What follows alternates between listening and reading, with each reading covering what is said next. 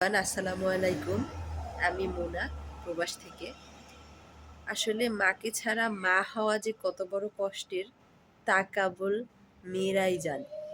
কারণ মেয়েরা হচ্ছে মায়ের জাত। শত কষ্ট সহ্য করার পরও তারা সংসার আঁকড়িয়ে থাকে।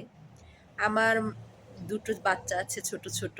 একটা ছেলেবাবু, একটা মেয়েবাবু। আলহামদুলিল্লাহ আল্লাহর অনেক বড় অশেষ নেয়ামত আল্লাহ আমাকে দান করেছেন। আসলে আমার এই প্রেগনেন্সির জার্নি বা বেবি হওয়ার যে একটি কঠিন মুহূর্ত আমি পার করেছি, তাতে শুধু আমার হাসবেন্ডই আমার পাশে ছিল। যেহেতু আমরা অনেক দূরে থাকি, বিদেশের মাটিতে ওরকমভাবে ফ্যামিলি বা বাবা-মা ওরকমভাবে পাশে পাওয়া যায় না, আত্মীয়স্বজন যাই হোক।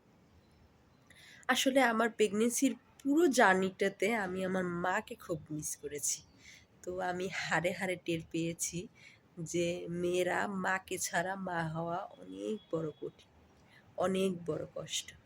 আসলে আমি তখন আমার আর বোনদের কথা খুব চিন্তা করতাম যে ওরা তো ওর বেবি হওয়ার সময় মাকে খুব কাছে পেয়েছে, মায়ের কাছে থেকেছে।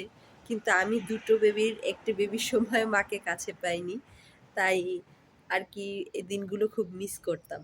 তারপর আলহামদুলিল্লাহ যার কেউ নেই তার আল্লাহ আছে। আলহামদুলিল্লাহ আল্লাহর কাছে লাখ, লাখ শুকরিয়া। আল্লাহ আলহামদুলিল্লাহ অনেক ভালো রেখেছে। দেশে এখন কি বৃষ্টি হয়? আমাদের এখানে খুব বৃষ্টি, খুব ঠান্ডা। ওয়েদার এত পরিমাণে ঠান্ডা, -6 ডিগ্রি, -7 ডিগ্রি এরকম করে পড়ে ঠান্ডা।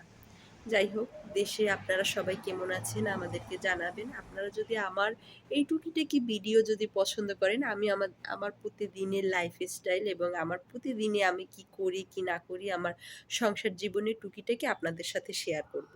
আপনারা যদি চান আমি প্রতিনিয়ত ভিডিও করি তাহলে অবশ্যই আমার পাশে থাকুন। ধন্যবাদ সবাইকে।